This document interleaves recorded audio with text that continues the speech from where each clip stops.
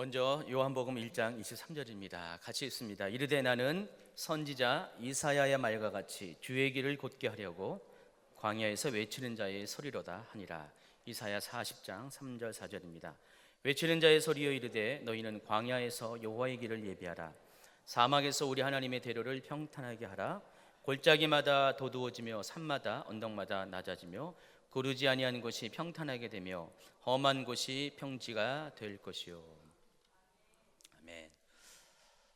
고향 잘 다녀오셨습니까? 저는 고향이라 고향에 있었습니다. 멀리 갈 일이 항상 없어요. 그래서 잠깐 저희 어머니 댁에 방문하고 그냥 그걸로 끝입니다. 근데 대부분의 분들은 좀 먼 곳에서 오신 분들이 있을 거예요. 그래서 벌써 다녀오셨나요? 어떻게 된 건가요? 보니까 몇몇 분들은 오늘 못 오셔서 지방에서 설세에 오신다고 개인적으로 연락도 왔습니다. 이번 명절은 차가 많이 막혔어요. 명절 기간이 연휴 기간이 짧았기 때문에 평소보다 좀 더 많이 막혔다는 얘기를 들었습니다. 여러분, 설에 이제 고향 가는 건 굉장히 좋은데 부모님 만나는 건 좋은데 좀 짜증나죠. 길 때문에. 그것만 아니면은 고향 갈만한데 늘 언제나 고향 가는 길이 힘든 게 바로 교통 체증 때문입니다. 그래서 아마 언제쯤이면 이렇게 고향 가는 길이 편해질까라는 바람을 하는 분들이 많을 것입니다. 자, 오늘은 때가 때인 만큼 길에 대한 이야기를 하겠습니다. 원래는 에베소서 계속 이어지는 말씀을 전해야 되는데 오늘은 명절인 관계로 좀 더 다른 말씀을 전하도록 하겠습니다. 얼마 전 저도 교단 그 행사가 있어서 강원도 속초를 다녀온 적이 있었습니다. 제가 운전했고 제 차에는 여러분들이 타고 있었는데 남자 목사님 몇 분도 함께 타고 있었습니다. 강원도 홍천을 지나서 소양강을 거쳐서 속초를 가게 됐는데 그 길을 가는 그때쯤 돼서 갑자기 말들이 많아졌어요. 남자들은 원래 그래요. 군부대가 가까운 곳을 보면은 군대 얘기를 누군가 꺼냅니다. 그래서 저도 그때 한 몫을 했습니다. 왜냐하면 저도 이제 그 길에 대한 추억이 있기 때문에 좋은 추억은 아닙니다. 안 좋은 추억입니다. 그래서 저도 한 몫 거두게 되었습니다. 지금이야 도로가 잘 뚫려져서 속초까지 가는 게 이렇게 어렵지 않죠. 근데 제가 30년 전에 거기서 근무를 했습니다. 강원도 원통. 인제 가면 언제 오냐, 원통에서 못 살겠대. 바로 그곳. 지금은 그런 말 할 필요가 없어요. 그때는 굉장히 먼 곳이었어요. 그래서 저도 군대 생활을 그곳에 했기 때문에 그 말의 의미가 뭔지를 알아요. 제가 그 소양강을 지나올 때쯤 되면은 번번이 경험하는 게 있습니다. 평소에 군인들이 차를 안 타고 다니잖아요. 다 걸어 다닙니다. 그래서 한 1년 정도 군 생활을 하다 보니까 차를 탈 일이 별로 없습니다. 계속 걷다 보니까 차 타는 것이 익숙하지 않았어요. 가끔가다 휴가를 나오게 되면은 꼭 그 지점에 가면은 멀미를 해요. 왜냐면은 그때 소양강을 따라서 길들이 지금처럼 직선 도로가 아니라 꼬불꼬불하게 그렇게 1차선으로 그 길이 나와 있기 때문에 거기를 지나갈 때마다 꼭 멀미를 했어요. 그래서 제가 휴가 받아서 집에 가는 거는 너무 좋은데 꼭 그 지점에 갈 때마다 괜히 왔다, 그런 생각을 한 적이 많이 있었습니다. 여러분이 하나님께로 고향 가는 것도 마찬가지고 하나님께로 가는 것도 마찬가지입니다. 이왕이면은 좀 편하게 큰 길을 통해서, 대로를 통해서 아무런 막힘도 없고 지체함도 없이 하나님께로 가기를 원하지만은 인생이 다 그렇습니까? 그렇지 않습니다. 신앙생활이 번번이 힘들고 어려울 때가 많이 있다는 것을 여러분이 경험을 했을 것입니다. 그래서 여러분 앞에는 늘 언제나 장애물이 있습니다. 좁고 험난한 길들이 많이 있습니다. 때로는 물 없는 그런 사막을 지날 때도 있고요, 길 없는 광야를 지날 때도 많이 있습니다. 그럴 때마다 여러분의 인생을 원망하고 또 장애물을 주신 하나님께 투정을 할 때가 많이 있습니다. 개인적으로 그런 것을 느낄 때는 그냥 개인적인 차원에서 투정하고 볼 볼 수가 있습니다. 그런데 남들과 비교되는 상황을 만날 때 굉장히 참을 수 없게 됩니다. 여러분 가끔 이런 경험을 할 때가 있을 거예요. 운전을 하고 가는데 내가 가는 길은 차가 꽉 막혀 있어요. 근데 뭐 나나 옆에 있는 사람이나 똑같은 입장이라서 괜찮아요. 그냥 힘들어도 참을만 합니다. 근데 갑자기 옆을 딱 돌아봤는데 옆에 차선은 뻥 뚫린 거예요. 차가 싱싱 달리는 거예요. 어때요, 여러분? 그때는 갑자기 입에서 투정하는 말이 나오지 않나요? 여러분 다 성인군자라서 안 그런가요?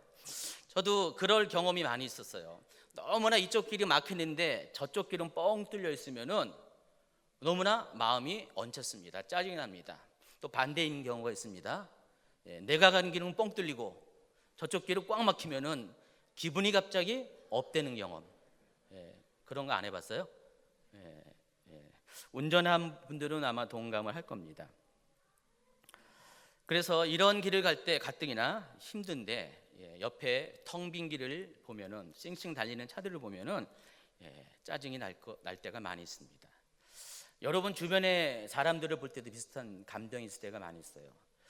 똑같이 신앙생활을 하는데 똑같이 하나님을 섬기는데 왜 내 인생은 이 모양 이 꼴이고 되는 게 없고 항상 가도 막힘이 있고 장애물이 있는데 옆에 분들을 보면은 너무 잘 되는 거예요.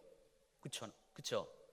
아무런 막힘도 없고 하나님이 저 사람만 사랑한다는 착각이 들 때가 많이 있습니다. 그래서 잘 참다가도 그런 일들이 생기면은 갑자기 폭발하는 경우가 있어요. 저는요, 여러분들이 하나님을 너무 갈망하기 때문에 다 착한 줄 알았어요. 근데 실상은 그러지 않더라고요. 어느 날 여러분의 실체를 봤습니다. 성도들 중에 어느 분이 굉장히 좋은 일이 생겼어요. 저는 당연히 사람들이 다 좋아할 줄 알았어요. 근데 아니더라고요. 힘들어하는 분이 있어요. 알고 봤더니 막 그 사람이 자기가 좋은 일이 있기 때문에 당연히 간증을 하잖아요. 근데 그 간증을 듣고 앞에서는 그러려냈는데 뒤에 가서는 막 욕을 하는 거예요. 지만 잘났냐, 지만 하나님이 자기만 사랑하냐 하면서 막 그런 분들이 있었어요. 그래서 제가 옛날에는 저도 그 칭찬하고 좋은 일이 있으면 간증하면 같이 보조를 맞춰줬는데 언젠가부터는 제가 그 얘기를 안 합니다. 같이 동조하지 않습니다. 몇 번 당했어요. 제가 저도 좋아해줬더니 저까지 원망을 하는 거예요. 목사님은 누구만 사랑한다 뭐 이런 거 있잖아요. 옛날에 홍길동이 아버지를 아버지라고 말하지 못했다는데 저도 진실을 진실로 말하지 못하는 경우가 그런 분들 때문에 생길 때가 있습니다. 그래서 그런 분들은 생각합니다. 세상은 공평하지 않아. 하나님은 공평한 분이 아니야. 왜 저 사람만 잘 되고 왜 내 인생은 이 모양 이 꼴이야. 그런 생각을 한다는 것입니다. 그래서 여러분 좋은 일이 생기면은요 여러분 권면합니다. 필요 이상으로 좋다고 말하지 마세요. 혼자서 그냥 숨어서 뒤돌아서서 고개 숙이고 빙긋이 웃어버리고 마세요. 남들한테 너무 필요 이상으로 자랑을 하면은 여러분 큰 꼬 다칠 때가 있습니다. 여러분하고 동일한 생각을 다 갖고 있는 것이 아니에요. 물론 진심으로 여러분을 축하하는 분이 더 많을 것입니다. 그런데 소수지만은 그것 때문에 오히려 상처가 되는 분이 있다는 것을 여러분이 아시기 바랍니다. 옛날에는요 이런 분들 이해 못했어요. 정말 속 좁다고 생각했어요. 왜 인간이 왜 저 모양이야? 남들이 잘 되면 같이 좋아해주고 축하해줘야 되는 건데 어떻게 크리스찬이 돼가지고 저 모양 저 꼴이야? 그런 생각을 했습니다. 그런데 이제는 저도 이해합니다. 얼마나 힘들면, 얼마나 어려우면은, 얼마나 그 시간이 길어졌으면은 잠깐 옆을 봤더니 싱싱 달리는 차를 보면서 그런 생각을 가질만 하다라는 생각도 해봤습니다.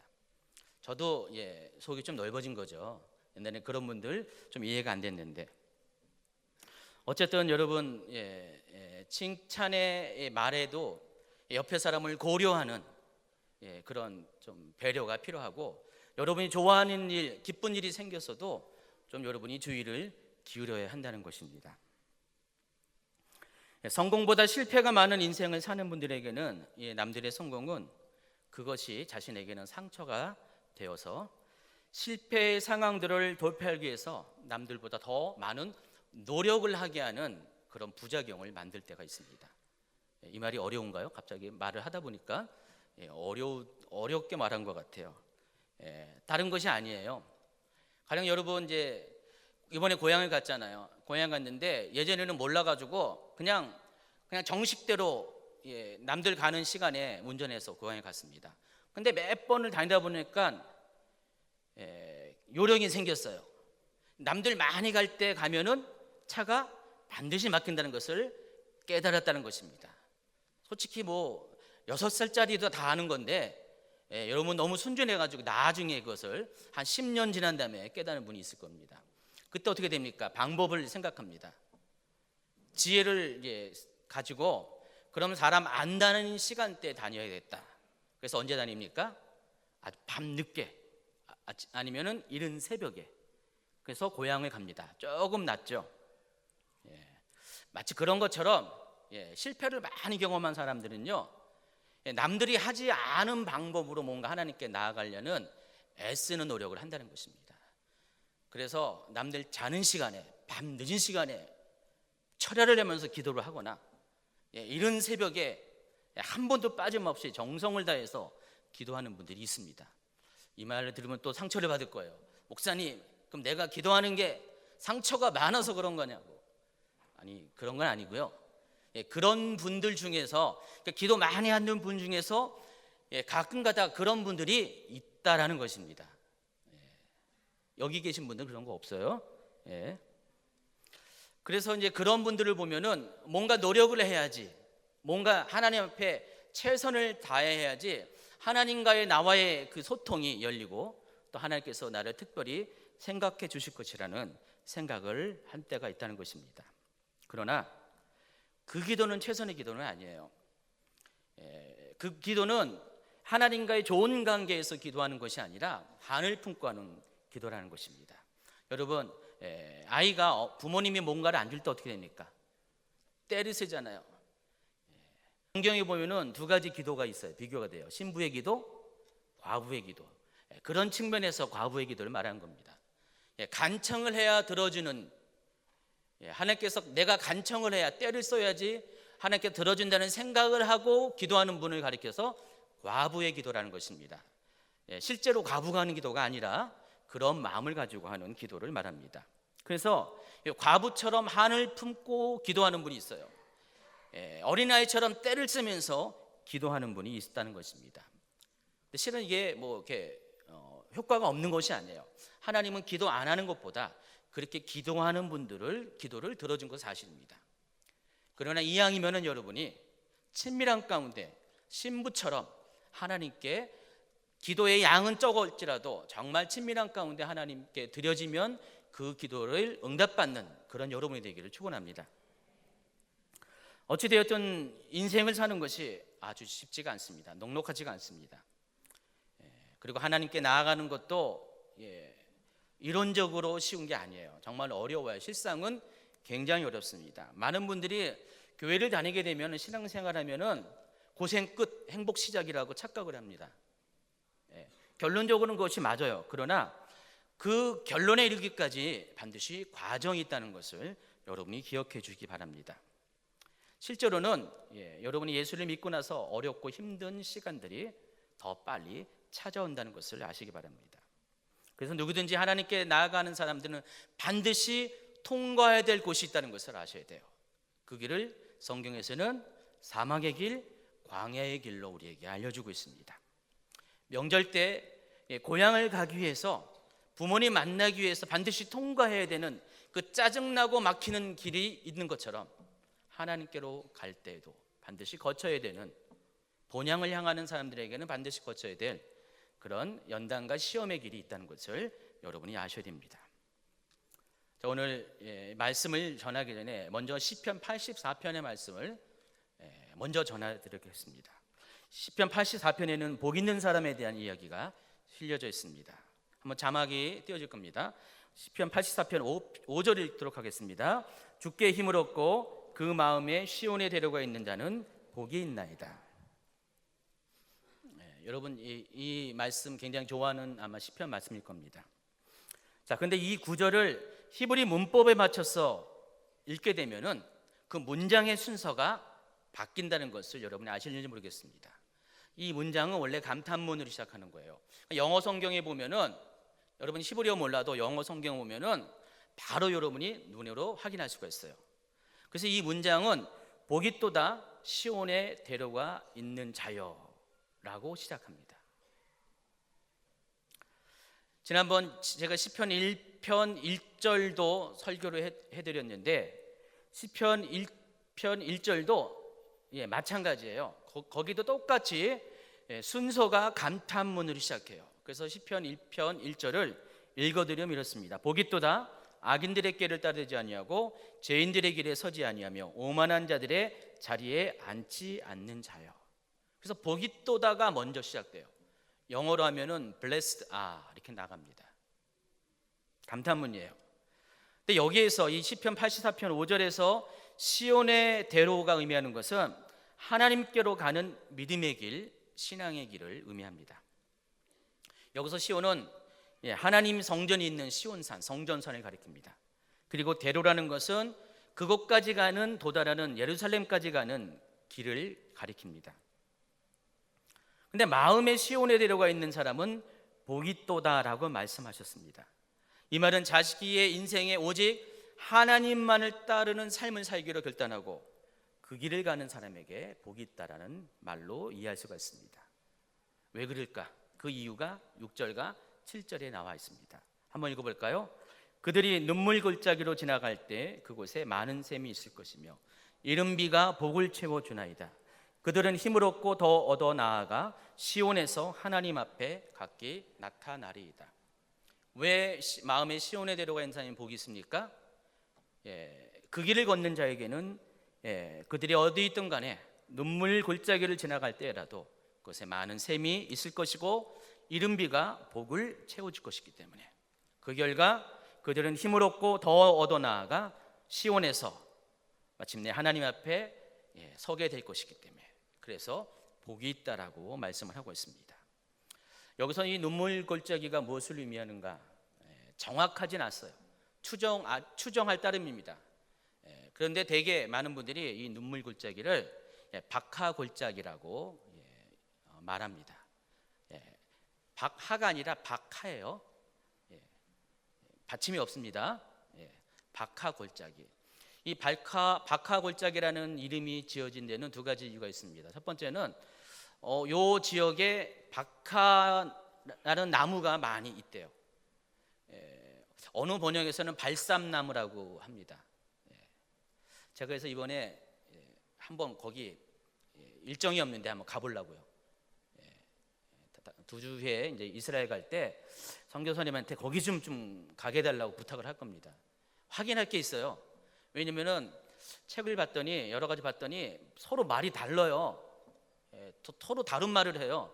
그래서 너무 헷갈려가지고 한번 제가 직접 가서 보고 와야겠다라는 생각을 해봤습니다. 어쨌든 들은 바에 의하면은 제가 들은 바에 의하면 안 가봤습니다. 틀릴 수도 있습니다.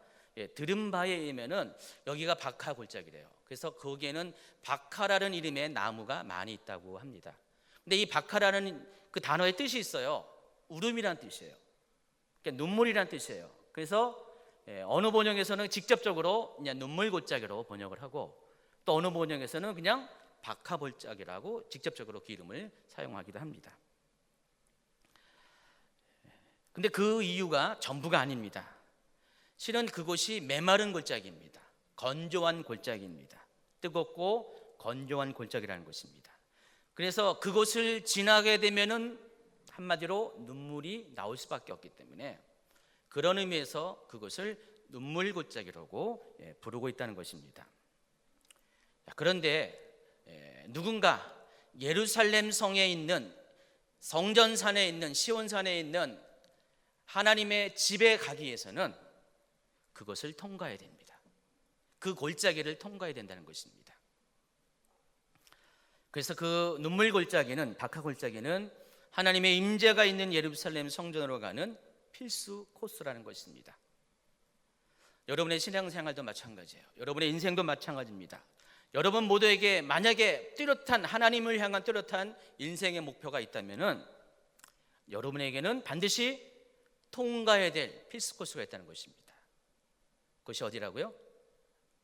눈물 골짜기, 울음이 있는 곳, 슬픔과 아픔이 있는 곳, 열악한 환경이 있는 곳, 메마르고 건조한 땅이 있는 그곳을 여러분이 통과해야 한다는 것입니다. 그래서 우리는 하나님께로 나아갈 때는 반드시 인생의 연단이라는 골짜기를 통과해야 한다는 것입니다. 그런데 오늘 성경에서는요, 이 시편 84편 5절에서는 그럼에도 불구하고 시온의 대로가 있는 자에게는, 그 마음에 시온의 대로가 있는 자에게는, 그런 인생의 삶을 사는 사람에게는 복이 있다고 말합니다. 그런 사람 자체가 복 있는 사람이라고 말하는 것입니다. 왜냐하면 하나님께서는 그런 사람에게 복 주시기로 이미 작정하셨기 때문입니다. 그러니까 여러분에게, 여러분의 마음 안에 뚜렷한 목표가 있다면, 하나님을 향한 열망이 있다면, 하나님을 향해 찾아나가고자 하는 그런 간절함이 있다면, 그 비전이 있다면 하나님은 여러분이 어떤 상황 가운데 있든지 간에 반드시 복을 주실 것이라는 것입니다. 그것이 오늘 성경의 말씀이라는 것입니다. 그리고 그 복의 내용이 6절과 7절에 실려져 있는 것입니다. 첫 번째, 그곳에 많은 샘이 있게 하실 것이라고 했습니다. 세 번역을 그것을 이렇게 번역합니다. 그들이 눈물 골짜기를 지나갈 때 샘물이 솟아서 마실 것이다. 박하 골짜기가 눈물 골짜기, 메마른 골짜기, 건조한 골짜기라고 말씀드렸습니다. 한마디로 열악한 환경을 말하는 것이에요. 그런데 하나님께서는 그 마음에 시온의 대로가 있는 자가 그 길을 지나가게 되면은 그 주변의 객관적인 상황은 어떠하든지 간에 바로 그 사람을 위해서 없는 샘물도 솟아나게 해준다는 것입니다. 이것이 하나님의 약속이에요. 또 이른비를 주어서 복을 채워줄 것이라고 했습니다. 여러분, 우리말 중에서 엎친데 덮친다라는 말이 있죠. 부정적인 의미로 사용합니다. 그런데 오늘은 긍정적인 의미로 여러분에게 설명을 해드리겠습니다. 여기서 이른비가 의미하는 것은 가을절기, 9월 내지 10월경에 내리는 큰 비를 말하는 것입니다. 이스라엘은 건기와 우기로 계절이 양분되어 있어요. 그래서 봄부터 3, 4월경부터 건기가 시작되고 또 9, 10월경부터 우기가 시작됩니다. 그래서 건기 때에는 주로 과일 농사를 하고 우기 때에는 곡식 농사를 합니다. 근데 곡식 농사를 하기 위해서는 반드시 비가 많이 있어야 돼요. 그래서 하나님은 이 건기가 시작될 때 또 우기가 시작될 때를 즈음해서 큰 비를 2번이나 내려주세요. 그래서 그걸 가리켜서 이른 비와 늦은 비라고 합니다. 그러니까 한국의 계절 감각하고 좀 차이가 있습니다. 이른 비는 가을이고요, 늦은 비가 봄입니다. 여기서 말하는 것이 이른 비를 말하는 것입니다. 그래서 이 9월과 10월경에 내리는 이 비는 우기를 알리는 큰 비예요. 그래서 그동안 건기로 인해서 대지가 메말랐고 모든 것이 굉장히 열악한 환경 가운데 있는 사람, 그 자연이 비가 확 내리면 어떻게 됩니까? 한 번에 해갈됩니다. 모든 환경들이 갑자기 바뀌게 된다는 것입니다. 토지에 생명이 살아나기 시작합니다. 풀이 자라기 시작합니다. 들짐승들이 활기 있게 물을 찾아 마실 수 있는 그런 계절이 도래하게 된다는 것입니다. 하나님께서는 그 마음에 시온의 대로를 품고 있는 자들에게, 하나님을 향한 그 목마름과 열정의 길을 가고자 하는 사람에게 그와 같이 복을 주시겠다고 말씀하십니다. 앞에 인생이 건기와 같이 너무나 힘들고 어렵고 열악한 상황 가운데 살았다 할지라도 그 마음에 그 대로가 있다면 하나님께서 한순간에 모든 것을 바꿀 수 있는 큰 비를 내려주시겠다는 것입니다. 하나님은요, 여러분이 만약에 하나님 앞에 딱 이렇게 마음에 드는 사람이 된다면은요, 하나님은 이 자연의 모든 것들을 다 동원해서 여러분을 도와주실 것입니다. 그래서 그 길이 메마른 박하골짜기라 할지라도 없던 샘물도 솟아오르게 하고요, 그리고 없던 큰 비도 내리게 한다는 것입니다. 그러니까 땅과 하늘의 모든 것들을 다 동원시켜서라도 여러분에게 복을 주신다는 것입니다. 하나님은 처음부터 여러분이 그렇게 작정하셨어요. 복 있는 사람으로 여러분을 그렇게 만드셨다는 것입니다. 2017년 여러분 모두 이런 복 있는 사람이 되시기를 예수님 축원합니다. 끝. 오늘 말씀 끝. 근데 오늘 본문에 아직 안 다뤘어요. 지금부터 이제 본문을 다뤄야 됩니다. 어쨌든 누군가 이 광경을 보게 되면은 이런 생각을 품게 될 것입니다. 도대체 저 사람은 뭐야? 저 사람은 뭐길래? 쟤는 뭐길래? 나는 요 모양 요 꼴인데 왜 쟤는 저렇게 잘 나가? 왜 쟤는 저렇게 고속도로를 싱싱 달려? 라고 생각할 때가 있습니다. 이거 뭐 하나님이 잘못된 거 아니야? 불공평한 거 아니야? 그런 생각을 가질 정도로 여러분이 그런 모습으로, 잘 나가는 모습으로 보이게 된다는 것입니다. 성경에는요, 이런 질투를 받은 사람이 많이 있어요. 그 대표적인 예가 창세기 26장에 보면은 이삭이 있습니다. 자, 이삭도 아버지의 복을 그대로 유산으로 물려받은 사람입니다. 창세기 26장에 보니까 아브라함 때에 가뭄이 든 것처럼 이삭의 때에도 그 가나안 땅에 가뭄이 들었습니다. 그 땅에서는요, 가뭄이 들면은 살 수가 없어요. 평소에도 비가 1년에 한 200mm 내외로 오는데 거기에다가 비가 전혀 안 오면은 도무지 살 재간이 없습니다. 그래서 이삭도 브에르세바를 떠나서 그랄 땅으로 이주를 합니다. 그랄 땅은 당시 블레셋 사람들이 살고 있었습니다. 조금 낯섰어요. 해안지대에 있었기 때문에, 가까운 데 있었기 때문에 가뭄에서 좀 피해갈 수가 있었습니다. 근데 이삭이 그곳에 이주하게 되면서 하나님은 그곳에서도 복을 주십니다. 왜냐하면 그 이삭은 처음부터 복을 받기로 작정되어진 사람이기 때문에. 그래서 농사를 짓습니다. 100배의 결실을 맺습니다. 당시에 이 100배의 결실은 일반 사람들과 비교하면 10배의 축복을 말하는 것이에요. 가축도 우양도 한없이 늘어납니다.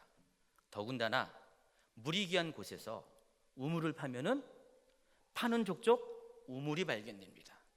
그러니까 어떻겠습니까? 그 땅의 사람들이 가만히 있겠습니까? 쟤는 뭔데? 그런 거 있잖아요. 굴러온 돌이 박힌 돌 밀어낸다고. 아니 쟤가 뭔데? 쟤는 왜 뭔데 저렇게 잘 되고 왜 이렇게 좋아지는 거야? 하면서 시기질투합니다. 그래서 이삭의 종들이 우물을 파면 족족 그것들을 분쟁을 일으켜서 빼앗아 갑니다. 그러나 이삭은 그때마다 양보합니다. 왜냐하면 온유한 자이기 때문에. 그래서 계속해서 우물들을 양보하고 또 다른 우물을 파도 또 우물이 나옵니다. 이삭은 이렇게 복 있는 사람이었어요. 나중에는 그랄 사람들도 인정을 할 수밖에 없었어요. 정말 이삭과는 하나님이 함께한다는 것. 그래서 그랄 왕 아비멜렉이 직접 찾아와서 이삭과 군대장관과 더불어서 화친 조약을 맺습니다. 이게 성경에 나와 있는 복 있는 사람의 모습이에요. 자, 그렇다면 과연 하나님은 공평하지 않아서 이 사람은 잘 되게 하고 저 사람은 못 되게 하는 그런 차별을 행하시는 것일까요? 물론 그렇지 않습니다. 하나님은 그럴 수가 없어요. 하나님의 속성상 하나님은 공의의 하나님이기 때문에, 공평의 하나님이기 때문에 그럴 수가 없어요. 하나님 자신이 용납할 수가 없습니다. 그런데 왜 그럼에도 불구하고 동일한 상황 가운데 어느 누구는 잘 되고 또 어느 누구는 못된 삶을, 잘못된 삶을 살게 되는 것일까요? 여기는 분명한 이유가 있습니다. 오늘 혹시 내 인생을 돌아봐서 혹시 그런 불공평함을 느끼는 분이 있다면 오늘 지금부터 하는 말씀을 잘 귀담아 들으시기 바랍니다. 마음으로 잘 받기 바랍니다. 여러분이 복 있는 자가 되기 위해서는 한 가지 중요한 전제를 아셔야 됩니다. 다시 한번 5절을 읽도록 하겠습니다. 주께 힘을 얻고 그 마음에 시온에 데려가 있는 자는 복이 있나이다. 여러분만 한 번 더요. 시작.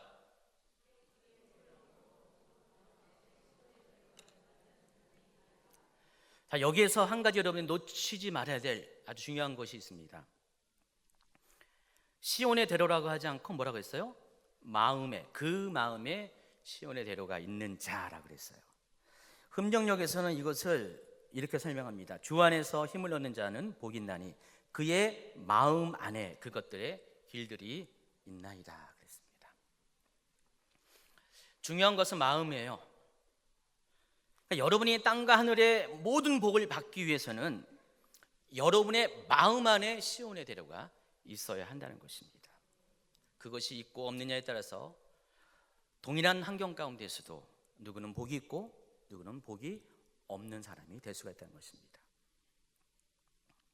그래서 여러분, 내 마음 안에 과연 시온에 데려가 있는가를 확인해 보셔야 된다는 것입니다. 그럼 어떻게 여러분의 마음 안에 시온에 데려가 있는지, 또 여러분의 마음 안에 시온에 데려가 있게 하는지를 알 수 있을까요? 세례 요한은요, 오늘 본문입니다. 1장 23절에서 사람들이 세례 요한에게 너는 누구냐? 당신은 누구냐고 질문을 하고 그에 대한 답으로서 자기가 누구인지 자기의 정체성에 대해서 이렇게 답합니다. 이르되 나는 선지자 이사야의 말과 같이 주의 길을 곧게 하라고 광야에서 외치는 자의 소리다. 자, 이 말은 어디서 인용되었죠? 이사야 40장 3절과 4절입니다. 한번 같이 읽습니다. 외치는 자의 소리여 이르되 너희는 광야에서 여호와의 길을 예비하라. 사막에서 우리 하나님의 대로를 평탄하게 하라. 골짜기마다 도두어지며 산마다 언덕마다 낮아지며 고르지 아니한 곳이 평탄하게 되며 험한 곳이 평지가 될 것이요. 하나님께서 세례 요한을 이 땅에 보내신 분명한 이유가 있습니다. 그것은 주의 길을 예비하게 하기 위함입니다. 그러니까 주의 오실 길을 평탄케 하기 위해서 예수님보다 앞서서 하나님은 세례 요한을 보냈습니다. 여기서 주의 길이 의미하는 게 뭔지 알죠? 여기서 주는 예수님을 말하는 것이에요. 그래서 예수님께서 메시아로서 이 땅에 오시는 길을 주의 길을 말하는 것입니다. 그래서 요한의 임무는 그거예요. 예수님께서 메시아로 올 것인데 사람들이 예수님을 메시아로 인정할 수 있도록, 그래서 그들이 마음을 열고 예수님을 메시아로서 받아들일 수 있도록 먼저 그 작업을 하게 하기 위해서 예수님보다 앞서 보냄을 받았다는 것입니다. 성경에 보니까 예수님은 어떻게 찾아오시냐, 인생 가운데 어떻게 찾아오시냐, 사람들의 심령 안에 찾아오십니다. 마음 안에.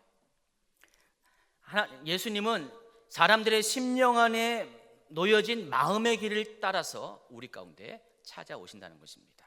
그러니까 마태복음 5장 3절은 이렇게 복을 설명합니다. 심령이 가난한 자는 복이 있나니 천국이 그들의 것입니다. 왜냐하면 심령이 가난해져야 예수님을 주님으로 맞아들일 수 있기 때문에 그렇습니다. 근데 이 문장도 원래 문법적으로는요, 감탄문이에요. 복이 또다 심령이 가난한 자요.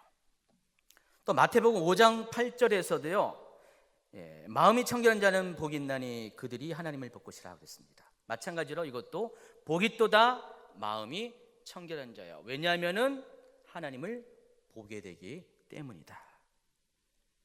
그렇기 때문에 주님을 만나기 위해서는요, 여러분의 마음의 상태가 매우 중요하다는 것을 알 수가 있습니다. 이 팔복에 따르면은 두 가지가 여러분의 마음에 준비돼요. 가난한 마음, 또 청결한 마음. 예수님은 가난한 마음을 가진 자의 길을 따라서 여러분에게 찾아오시고요, 또 청결한 자의 마음 가운데 거하시기 때문입니다. 자, 이 세례 요한이 온 이유가 바로 그것이에요. 사람들로 하여금 마음을 가난하게 만들기 위해서, 또 마음을 청결하게 만들기 위해서, 그래서 예수님이 오실 때 대로가 열려서 쉽게 예수님을 맞이할 수 있게 하기 위해서 그 목적을 가지고 세례 요한이 예수님보다 6개월 앞서서 이 땅에 왔다는 것입니다.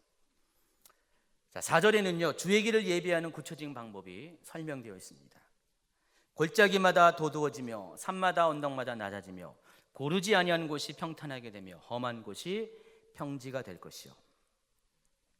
그래서 우리가 이 4절을 가지고 주의 길을 예비하기 위해서는요, 다음에 4가지를 선행해야 된다는 것을 찾아볼 수가 있습니다. 첫 번째, 골짜기마다 도두어져야 합니다. 그러니까 예수님이 오시는 길을 맞이하기 위해서는, 여러분이 예수님을 만나기 위해서는 골짜기마다 도두어져야 합니다. 두 번째, 산마다 언덕마다 낮아져야 합니다. 또 고르지 아니한 곳이 평탄하게 되어야 합니다. 음정역에서는요, 이것을 이 구부러진 길이 곧게 뻗어져야 된다, 이렇게 설명을 하고 있습니다. 그리고 마지막 4번째는 험한 곳이, 거치는 곳이, 울퉁불퉁한 길이 평탄한 길로 되어야 한다고 말씀을 하고 있습니다. 그렇잖아요, 여러분. 이게 바로 고속도로 아닐까요? 모든 장애물이 거치고 거치는 것이 없어지고 구불구불한 것이 곧게 펴지는 것이 고속도로잖아요. 대로잖아요. 그러니까 예수님은 이런 길이 준비되어야 여러분에게 찾아오신다고 말씀을 하고 있다는 것입니다. 그러니까 세례 요한은 바로 그것 때문에 여러분의 마음의 길을 그렇게 대대적으로 공사하기 위해서 중장비를 다 동원해서, 포크레인, 불도도 다 동원해서 여러분 가운데 마음의 길을 지금 다 밀고 깨끗하게 정비하게 하기 위해서 세례 요한이 먼저 예수님보다 앞서서 왔다는 것입니다. 고향 가는 길이 왜 힘들고 어렵습니까? 차가 막히고 길이 좁기 때문에 그러지 않습니까? 만약에 길이 지금 가는 그 3차선, 4차선보다 2배, 3배가 되면 고향 가는 길이 막힐 일이 없을 것이에요. 거기에 공사하는 구간이 없으면은 편하게 갈 겁니다. 사고가 안 나면은 체증도 없이 잘 다닐 것입니다. 그래서 하나님께로 가는 길도 마찬가지예요. 길이 넓으면 넓을수록, 길이 좋으면 좋을수록 우리는 하나님께로 쉽게 갈 수 있고 하나님도 우리에게 쉽게 오실 수가 있다는 것입니다. 그러므로 누구는 복을 받는데 나는 복을 받을 때 우리는 문제의 원인을 하나님께로 찾는 경우가 많이 있는데 실은 그렇지가 않습니다. 하나님은 문제가 없으세요. 하나님은 이같이 2000년 전에 이미 하나님 먼저 찾아오시기 위해서 대대적인 공사를 시작하신 분이에요. 근데 문제는 우리에게 있다는 것입니다. 하나님은 길을 넓히시고 좋게 만드시는데 우리는 늘 언제나 그 길을 좁게 만들고요, 울퉁불퉁하게 만들고 꾸불꾸불하게 만드는 그런 원인을 우리가 제공한다는 것입니다. 문제는 여러분의 마음의 길에 있다는 것입니다. 어떤 사람은 골짜기와 같이 상처로 인해서 푹 파인 마음을 가지고 있는 사람이 있습니다. 어떤 사람은 산과 같이 높아져서 교만한 마음을 가진 사람이 있습니다. 어떤 사람은 구부러져서 똑바로 곧지 않은 왜곡된 마음을 가진 사람이 있습니다. 또 어떤 사람은 흙이 없어서 돌멩이가 많고 거칠은 사랑 없는 마음을 가진 사람이 있습니다. 이런 마음을 가진 사람에게는, 이런 마음의 길을 가진 사람에게는 예수님이 찾아오기가 너무나 힘들어요. 예수님은 여러분을 향해 한시라도 빨리 여러분 마음 가운데 들어오시길 원하는데 여러분이 예수님을 맞을 준비를 안 했기 때문에 그 길로서는 예수님이 너무 오기가 힘드시다는 것입니다. 여러분, 고속도로는요, 양방향 모두가 같은 차선에 같은 조건이 되어야 돼요. 우리가 하나님께로 가는 길과 하나님이 우리에게 오는 길 모두가 동일해야 된다는 것입니다. 하나님이 여러분을 향한 길은 이미 대로를 열어주셨어요. 근데 여러분이 하나님을 향한 길은 아직 거칠고 좁고 꾸불꾸불하고 웅덩이도 많고 높은 산도 많은 그런 길이라는 것입니다. 그러면 여러분의 마음의 길의 상태를 점검해 보시기 바랍니다. 과연 내 마음이 어떠한가? 내 마음속에 이렇게 툭 파인 웅덩이와 같은 상처가 있지 아니한가? 내 마음속에 높아진 교만한 마음이 있는 것이 아닌가? 내 마음속에 구불구불 펴지지 아니한 그런 왜곡된 마음이 있지 않은가? 거칠고 또 돌멩이가 많은 사랑 없는 마음이 있지 않은가를 점검해 보시기 바랍니다. 혹시 그렇다면은 여러분 가운데 이 상처로 인한 골짜기가 깊이 파여져 있는 분이 계십니까? 그런 분들은 지금 곧바로 해야 될 게 뭐라고요? 그 골짜기를 도두는 작업을 해야 됩니다. 메꿔야 돼요. 어딘가 흙을 갖고 와서 그 골짜기를 메꿔야 돼요. 제 이 문제가 뭐라고 했어요? 여러분의 상처라고 그랬어요. 이 상처의 마음을 가진 사람들에게는 주님께서 찾아온 것이 쉽지 않기 때문입니다. 상처가 많은 사람은요, 주님을 만난 것이 너무나 더디고 어렵습니다. 그러니까 주님을 만나더라도 주님과 제대로 된 관계를 맺지 못한 경우가 많이 있습니다. 그리고 오랫동안 그 관계를 지속할 수도 없어요. 여러분, 상처 많은 분 겪어봤죠? 상처 많은 분의 특징이 뭐죠? 잘 삐진다는 거, 오래가지 못한다는 거. 금방 뜨거워졌다가 금방 식어요. 저 이런 분들 진짜 많이 만났어요. 때로는요, 이런 분들 때문에 저도 상처를 받은 적이 있었어요. 지금은 상처 안 받습니다. 이해하기 때문에. 시온을 향해서 힘있게 나아가다가도요, 번번이 이 골짜기에 빠져버려요. 길을 막 가다가 이 골짜기를 피하지 못하기 때문에 푹 빠지면 어떻게 돼요? 한번 툭 빠지면 어떻게 해요? 정신을 잃어버리잖아요. 정신 차리고 그때서 다시 골짜기를 헤어나오려고 안간힘을 써요. 누군가가 도와줘서 팔을 내밀어 가지고 끌어올려요. 다시 힘을 얻고 다시 나아가요. 잘 나가는 것 같다가 또 빠져요. 그러니까 번번이 빠져요. 그래서 먼저 해야 될 것은 이 상처, 이 골짜기 웅덩이를 메꿔야 한다는 것입니다. 이런 분들은 본인만 힘든 것이 아니에요. 옆에 있는 사람도 아주 힘들게 합니다. 맥 빠지게 만들어요. 사람들이 그래요. 자기가 무슨 물에 빠지게 되면 어떻게 됩니까? 웅덩이에 빠지게 되면 어떻게 됩니까? 자기만 안 빠져요. 꼭 끌고 들어가요. 손을 내민 사람을 붙잡고, 뭐 의도한 건 아니겠지만은 같이 빠지려고 애쓰는 분이 있다는 것입니다. 그래서 상처가 많은 사람들이 교회에 있으면은 공동체가 힘들어져요. 여러분 혹시 그런 사람 아닙니까? 또 이런 말을 하면 또 상처받겠죠. 혹시 내가 그렇다면은요, 오늘 좀 이렇게 깨달으셔야 돼요. 내 마음에 그 웅덩이, 골짜기가 무엇인지를 확인해야 된다는 것입니다. 또 이런 사람의 특징 중에 하나는요, 다른 사람과 자신을 너무 자주 비교해요. 상처 많은 사람의 특징이에요. 왜 쟤만? 왜 쟤는 잘났고? 왜 나는? 객관적으로 보면 이 사람도 예뻐요. 잘생겼어요. 근데 꼭 다른 사람이 자기보다 예쁘대요. 그런 사람이 있다는 것입니다. 왜냐하면 자기보다는, 하나님보다는 사람에게 주목을 하기 때문에 그렇습니다.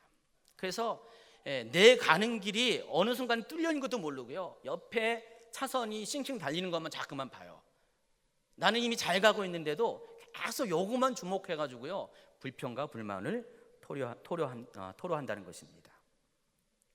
그래서 이런 분들은 속히 자기 안에 있는 이 골짜기를 메우는 그런 작업을 해야 한다는 것입니다. 하나님께서는 이 일을 위해서 누굴 보냈다고요? 세례 요한을 보냈어요. 세례 요한이 이 땅에 와서 한 일이 뭐예요? 회개의 복음을 외치는 겁니다. 천국이 가까이 왔으니 곧 회개하고 세례를 받아라. 계속 그 외침을 했어요. 여러분, 회개한다는 것은 그거예요. 회개는 원래의 뜻이 뭐죠? 가던 길을 돌이켜서 다른 길로, 반대의 길로 가는 것을, 제대로 된 길로 가는 것을 회개한다고 그랬습니다. 이 회개 속에는요, 그런 어떤 원론적인 뜻도 있는 반면에 이 회개할 때 내 속에 있는 모든 상처까지도 끄집어내는 작업도 회개입니다. 여러분, 상처는요, 여러분 하나님 회개할 제목이에요. 위로받을 제목일 동시에 회개할 제목이기도 한다는 것입니다. 상처는요, 절대로 일방적으로 맞는 거 아닙니다. 누군가 상처를 주지만은 실은 여러분도 그 상처를 받을 수밖에 행동을 했기 때문에 상처를 받는 것이에요. 어떤 분들은요, 별거 아닌데 상처를 엄청 많이 받아요. 근데 어떤 사람은 별거인데도 상처를 안 받아요. 다 그 사람이 어떻게 상처를 받아들이냐에 따라서 결정이 되는 것이에요. 그래서 상처가 맞는 게 자랑이 아니라 상처가 맞는 것도 회개해야 돼요. 하나님께 고백하고 애통함으로 부르짖고 이것을 고쳐야 한다는 것입니다. 하나님은 이 모든 골짜기들이 메워져야지 여러분을 찾아오세요. 찾아오시기가 수월하게 된다는 것입니다. 여러분 안에 스스로 높아진 교만한 마음을 가지고 계신 분이 계십니까? 하나님께서 여러분을 만나러 올 때에도요, 또 반대로 여러분이 하나님께로 나아갈 때에도 이 여러분 안에 있는 교만함이 장애물을 만들어 버려요. 여기 보니까 높은 산을 얘기하고 작은 언덕을 말합니다. 저 사람은 산이 높아서 이미 교만함이 하늘을 닿았기 때문에 저 사람 문제가 있어. 근데 자기 안에 있는 작은 산을 생각하지 못한 분이 많이 있어요. 하나님 앞에서는요, 큰 산이나 작은 산이나 동일합니다. 하나님께로 가는 길, 또 하나님께서 우리에게 찾아오는 길을 막아서는 동일한 장애물에 불과하다는 것입니다. 그래서 이것을 어떻게 돼요? 깎아버려야 돼요. 이 교만함을 치워버려야 한다는 것입니다. 또 여러분 안에 구불구불하고 왜곡된 마음을 가지고 계신 분이 계십니까? 속히 그 길을 곧게 만드셔야 돼요. 오늘 말씀의 제목이 주의 길을 곧게 하라고 했습니다. 여러분, 이 곧게 하는 것 굉장히 중요합니다. 가끔 가다가 이 강원도 시골길을 가면은요, 거리상으로는요 얼마 안 돼요. 근데 시간이 엄청 걸리죠. 지체되죠. 왜냐하면 꼬불꼬불했기 때문에 그래요. 그러나 저기 부산을 내려갈 때는 거리는 2배가 돼도 시간은 비슷합니다. 길이 곧게 펴졌기 때문에 그렇습니다. 하나님과 여러분 사이의 그 길도요 곧게 만드셔야 돼요. 많은 것들이 여러분을 왜곡시켜요. 여러 가지 잘못된 지식들이 왜곡시킵니다. 하나님에 대한 그런 진실이 아닌 그런 왜곡된 정보들이 여러분에게 많이 있어요. 그것 중에 하나가 율법이죠. 율법은 마치 여러분을 속박하기 위해서 하나님께서 무서운 하나님이 여러분에게 주신 올가미처럼 느껴지는 분이 많이 있는데, 그건 분명한 왜곡입니다. 하나님은 율법을 주신 동기가 여러분을 사랑하기 때문에 그래요.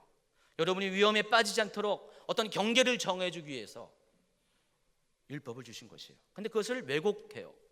그러니까 하나님께는 나아갈 수가 없게 돼요. 하나님을 오해시킵니다. 하나님은 정말 친밀한 분이신데, 하나님은 정말 여러분에게 아버지와 같은 분인데, 하나님을 굉장히 엄한 무슨 의붓아버지처럼, 하나님을 정말 못된 왕처럼 그렇게 만드는 왜곡함이 있다는 것입니다. 저도 얼마 전에 뭔 얘기를 들었어요. 저에 대해서 왜곡된 마음을 가진 분이 몇 분 계시더라고요. 구체적으로는 얘기 못합니다. 얘기를 들어보니까 좀 기가 막히더라고요. 나는 안 그런데 왜 이렇게 잘못 알고 있을까? 근데 그분의 기준이 있던 것 같아요. 그런 분들의 기준이, 그 기준에서 저를 바라보니까 제가 좀 문제가 있는 것처럼 생각을 하시는 것 같아요. 아닙니다. 저는 그런 사람 아닙니다. 저는 결백합니다. 제 진심은 그렇지 않습니다. 물론 저도 이제 잘못한 거 있겠죠.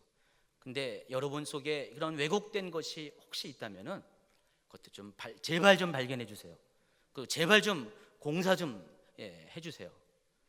곱게 뻗게 되면은 제대로 바라옵니다. 그러니까 사람과의 관계가 다 그래요. 얼마나 많은 왜곡이 사람들 서로를 힘들게 하는지. 근데 거기까지는 그래요. 근데 하나님과의 관계가 왜곡이 되면은 그건 방법이 없는 거예요. 구원과 관련된 문제고요, 인생의 복과 관련된 문제이기 때문에 하나님과의 관계에 있어서 왜곡된 것들을 여러분 빨리 하루속히 정비하고 수정해 주기 바랍니다. 그러므로 여러분의 마음밭을 날마다 기경하고 보수해야 됩니다. 홍대 안에 골짜기가 없는지, 높아진 산이 없는지, 구불구불한 길이 없는지, 거칠고 투박한 길이 없는지를 살펴보아야 합니다. 오늘 말씀을 마치면서 군대 이야기 시작했기 때문에 군대기 한 번 더 하고 마치겠습니다. 제가 근무했던 곳이 아까 뭐라고 했어요? 원통. 근데 원통도 굉장히 후방이에요. 제가 있던 데는요, 원통에서 한참 더 들어가야 돼요. 그래서 거기서 수십 킬로를 더 북쪽으로 들어가요. 근데 지금은 도로가 포장도로로 됐는데 그때만 해도 비포장도로였어요. 근데 군인들이 전투도 하고 훈련도 해야 되는데 또 장마철과 눈 많이 내리는 계절에는 그거 못지않게 중요하게 할 일이 있습니다. 그 도로를 정비를 해야 돼요. 제가 있던 곳이 453 도로라고 했는데 453번 도로입니다.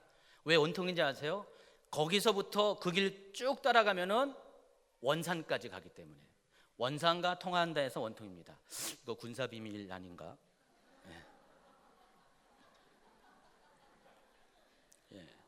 그래서 그 길을 따라 쭉 가면은 이제 철책을 넘어서 원산까지 갑니다. 그래서 굉장히 중요한 도로예요. 그래서 여름이 돼서 비가 많이 오게 되잖아요. 그럼 어떻게 돼요? 자연이 비포장도로이기 때문에 땅이 파이고 웅덩이가 생기죠.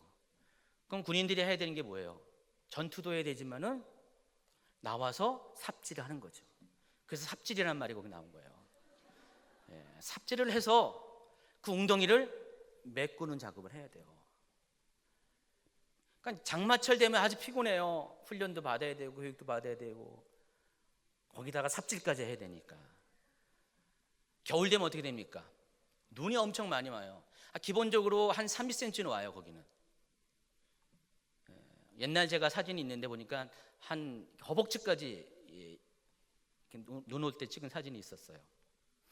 근데 군대 가면 좀 뻥이 심해요. 허벅지는 아닌 것 같아요. 무릎이 이 정도 된 것 같아요. 근데 이 눈이 오면은 군인들이 해야 될 게 뭐예요? 빨리 눈 치는 거예요. 눈 안 치면 어떻게 돼요? 긴급한 상황에 군대 이동이, 병력 이동이 힘들기 때문에 눈만 오면은 자주간 또 삽질합니다. 그래서 군대 가면은 자주간 제가 있던 곳은 여름과 겨울 할 것 없이 삽질하다가 보면은 시간이 가는 거예요. 그 도로가 너무나 중요하기 때문에. 그래서 항상 그 도로는 완전히 깨끗하게 정비된 상태에서, 정돈된 상태에 있어야 된다는 것입니다. 그것이 전투예요. 적과 싸우는 것만 전투가 아니라 그것도 전투라는 것입니다. 여러분이 영적인 전투의 군인들입니다. 여러분은 늘 언제나 영적 전투에 능한 자로서 경각심을 갖고 그렇게 하라고 여러분이 알고 있습니다. 그래서 늘 언제나 마귀와의 싸움을 계속 앞만 보고 싸우는데 여러분 이렇게 돌아볼 것이 있어요. 여러분의 또 전투의 한 영역이 바로 그거예요. 여러분의 마음을 지키는 것이에요.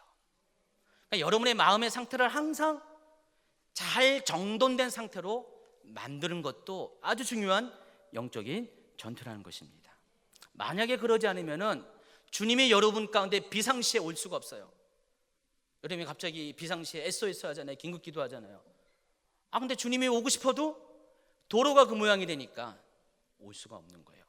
오더라도 고생 더디더디 여러분이 그냥 철야 기도를 그냥 40일 해야지 비로소 예수님이 전갈이 올 정도로 금식을 막 해야지. 근데 평소에 길이 뻥 뚫린 사람 어떻게 됩니까? 예수님 하면은 말과 동시에 여기 와 계세요. 도로가 잘 닦였기 때문에. 그래서 여러분의 마음에 있는 골짜기, 그게 뭐라고 했어요? 상처라고 했죠? 높아진 산, 교만이라고 했어요. 구불구불한 길, 왜곡된 마음이라고 했어요. 거칠고 돌 많은 길, 사랑이 없는, 사랑이 결핍된 그런 마음이라고 했습니다. 이 모든 것들을 전부 다 정비하시기 바랍니다. 어느 날 한번 마음 먹고요, 돈 투자해서 포크레인 부르고 불도저 불러가지고요 한 번에 쫙 밀고 나가 보세요. 우리 교회 포크레인 하시는 집사님 계시잖아요. 부르셔가지고요, 안 되면은 옆에 기도 많이 하고 은혜가 충만한 분을 같이 좀 도와달라 그래가지고요, 여러분 속에 애통한 마음들을 불러일으켜가지고요 성령께서 여러분에게 찾아오 주셔서 완전히 여러분을 기경시키는 그런 경험들을 하시기 바랍니다. 그렇게 되면은 여러분의 마음 안에 시온의 대로가 열리게 되고 개통하게 되면은 하나님이 그 길을 따라 여러분 가운데 찾아오시고 여러분도 하나님께 그 길을 따라 갈 수가 있다는 것입니다. 그런 사람은 복 있는 사람이에요. 여러분이 그렇게 되면은 그 복은 한량없이 부어질 수밖에 없어요. 하늘에서도 땅에서도 하나님이 동원할 수 있는 모든 것을 다 동원해서 없던 샘물도 터지게 하고 하늘에 큰 비도 내리게 해서 비록 눈물 골짜기를 지날지라도 다른 사람은 여전히 막히는 상황 가운데 답답한 상황 가운데 있다 할지라도 여러분만큼은 싱싱 달리는 고속도로의 상쾌함을 느끼게 한다는 것입니다. 자, 이것은 여러분의 선택이에요. 누가 해주는 것이 아닙니다. 2017년 여러분 모두에게 이런 복이 있기를 예수님이 축원합니다. 기도합니다.